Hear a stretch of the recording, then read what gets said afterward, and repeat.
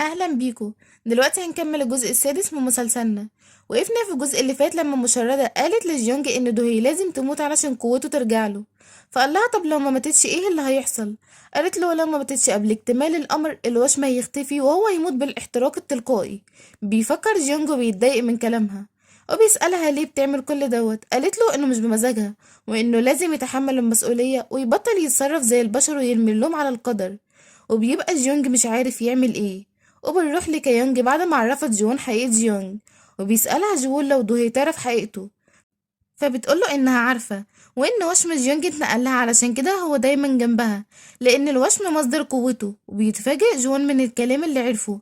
وبيبقى جيونج واقف بيفكر لوحده وهو بيبص للقمر اللي قرب يكتمل وإنه لازم ياخد قراره بسرعة. وبيبقى جون بيبحث على النت عن الشياطين وتأثيرهم على البشر لأنه خايف على دوهي من جيونج. وبنشوف سيوكو مراته بتديله المستند اللي دوهي وقعته عن تنازل الميراث، وبتبارك لمراته بس بيقولها بتكبر مفيش داعي وإن من الأول الميراث المفروض يبقى من حقه. وبيمسح الرسائل اللي كانت بينه وبين القاتل. وبنشوف ساعتها دو وهو بتوصله كل حاجة بتحصل في تليفون والده، وبيكون مهكر تليفونه وبيشوف كل الرسايل. وبيتصدم وبيروح جيونج البيت وهو مهموم، وبيلاقي إن دوهي مبسوطة وبتحضر له تورتة. وبيحاول يداري عليها وبيحضنها وبتسأله لو في حاجة بس بيقولها إنه كويس وإنه كان مشغول شوية بس. وبتدوقه من التورتة وبيمثل إن طعمها حلو وبتيجي هي تدوق بس بيمنعها. وبيقولها إنها تحفة فنية وخسارة تتاكل وإنهم لازم يحتفظوا بيها. واما بتدوقها بتلاقي انها حاطت ملح بدل السكر، فبيضحكوا وبيشجعها جونج رغم كده. وبيقولها انها جميلة وبيقعدوا سوا وبيسألها جونج لو بكرة نهاية العالم هتعمل ايه. فبتقرب منه وبتقوله انها هتفضل معاه طول اليوم ومش هتشوف غيره. بيقول لها وايه كمان؟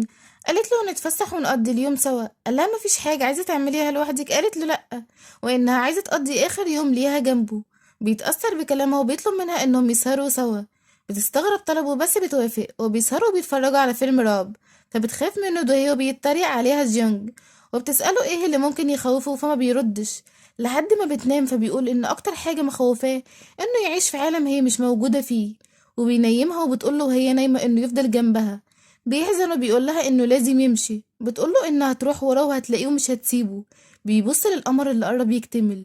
وبيروح للمشردة وبيقولها انه اختار انه يفضل هو وضوهي مع بعض. فبتضحك عليه وبتقوله مستحيل وان لازم واحد فيهم بس اللي يعيش. قالها انه هيعمل كل اللي يقدر عليه علشان ده يحصل. فبتقوله مستحيل. قالها مفيش حاجة مستحيلة وانه هيراهن معاها ان لو قوته رجعت له وضوهي عاشت هي هتخسر. وبيمشي وهي مش مقتنعة بكلامه. وبيروح شركته وبيسأل بارك عن الميعاد اللي اتبدل فيه وشمه مع دوهي. فقال له انه كان بعد الساعة 12. فبيقول جيونج لبارك انه لو مرجعش يمسك هو منصبه ويبيع ممتلكاته وياخد فلوسها. فبيزعل بارك من كلامه وبيقوله انه مش هيحصل له حاجة اكيد.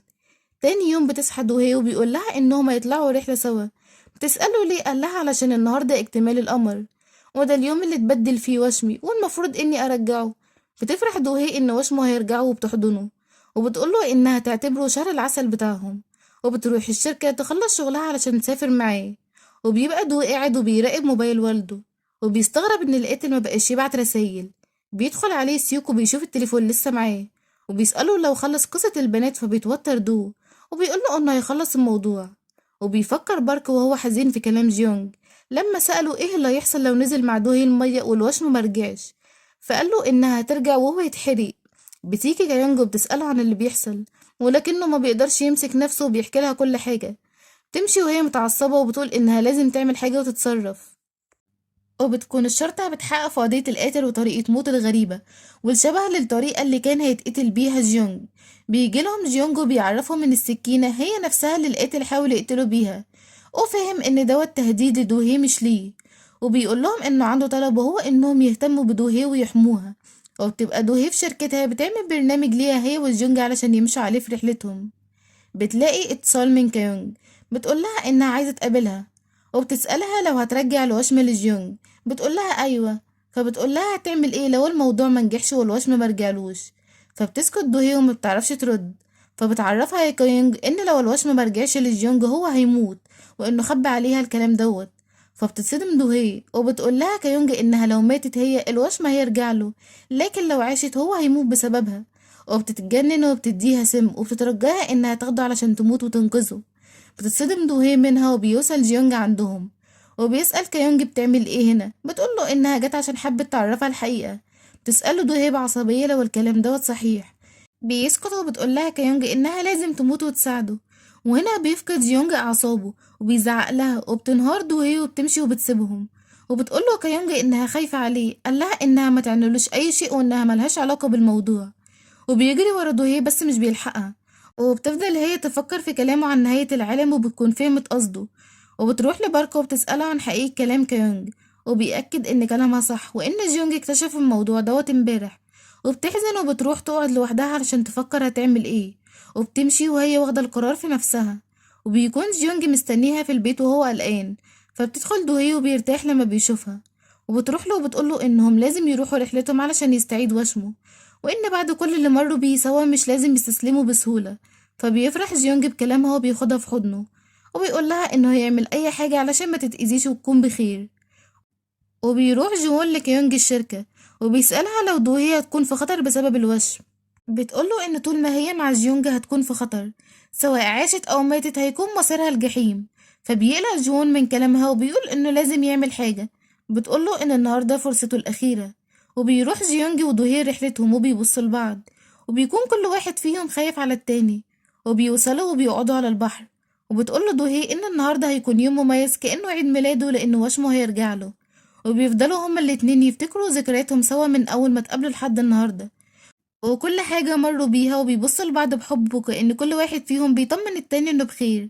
وبيبقى باركا بيفكر في جيونج وهو خايف وبيتمنى إن الموضوع ينجح ويرجع. وبتبقى كيونج مع جون رايحين لمكان دوهي وبتبص للقمر اللي قرب يكتمل. في الوقت نفسه بيكون اجتماع المساهمين علشان انتخاب رئيس شركة ميراي. وبيحضروا سيوك وعيلته. وبتقوله سو إنها مش مرتاحة وحاسة إن في سبب ورا تنازل دوهي. بس هو ما بيفرقش معاه وبيكون مبسوط. وبتستغرب سو غياب دو. فبتعرفها والدته إنه مريض وما قدرش يجي. بعدها بيروح جيونج مع دوهي لمكان البحر علشان تبادل الوشم. وبيكونوا متوترين فبيخلص البنزين من العربية وبيروح يملوها. وبيكون دو بيراقبهم وهو مش طبيعي وإيده فيها جروح كتير. بيفتكر لما والده بيكتشف إنه بيراقب موبايله بيتجسس عليه. وبيعاقبه وبيحرق إيده. وبيقوله إنه بيربيه وعايز يثبتله إنه بقى كويس. وبتبقى دوهي واقفة تشتري تورته علشان تحتفل مع جيونج لما الوشم يتنقله. وبيفوز سيوك بمنصب الرئيس وبيكون مبسوط بدوت. وبيتصل جون بدوهي. وبيقولها تبعد عن جيونج لأنه خطر عليها وهيقتلها. وإنه في الطريق وهيجيلها بس هي بتقفل السكة. وبيروح دو بأقصى سرعة وبيخبط دوهي بالعربية. وبيتصدم جيونج وبيجري وبيصرخ باسمها. وبيوصلوا جوون وكيونج عندهم بس من شدة التصادم بتولع عربية دو. وبتتفجر في المكان اللي فيه دوهي. بيجري جيونج علشان يدخل لها بس بتمنعه كيونج وبتقوله انه بقى انسان ومش هيقدر يجيبها من وسط النار. وانه لازم يسيبها تموت علشان هو يعيش. بس بيزقها وبيدخل بعد ما بيقولها انه مش هيقدر يعيش من غيرها. وبيتصدم جوون من كلام كيونج لما بيعرف ان دوهي لازم تموت علشان جيونج يعيش. فبتقوله كيونج خلاص كل حاجة خلصت وهما الاتنين هيموتوا. بيحاول جون يدخل لدوهي بس بيكون متصاب من الانفجار ومش بيقدر. وبتكون دوهي مغمى عليها ومتصابة جامد. وبيدخل جيونج وسط النار وبيدور عليها. وبيشوف الرسالة اللي كانت كاتباها له وهي بتتحرق. واللي بتقوله فيها انها هتضحي بنفسها لانها مش هتستحمل تخسره. وبيفضل يدور عليها لحد ما بيلاقيها بس قبل ما بيوصل لها بتقع خشبة عليه. وبنروح لسيوك اللي راح لمكتب السيدة جو. وبيقول لها انه بقى رئيس الشركة وانه تحول لإبليس زي ما كانت عايزة. وبيضحك بشر بيبقى مجنون خالص. وجوون هو بيطلب الإسعاف لكنه بيتصدم هو كيونج لما بيشوفوا جيونج خارج من وسط النار وهو شايل دوهي وهما الاتنين سلام مفهمش أي جروح أو حروق. بتفوق دوهي وبتسأل جيونج ازاي ده حصل. فعرفها انه لما الخشبة وقعت عليه هو مسك ايديها. بعدها اغمى عليه ساعتها الوشم رجعله وقوته كمان. بتتصدم دوهي وبتفرح. يا ترى سيوك هيسيبهم ولا هيحصل ايه تاني؟ خلينا نعرف في الجزء الجاي. استنوني. باي باي.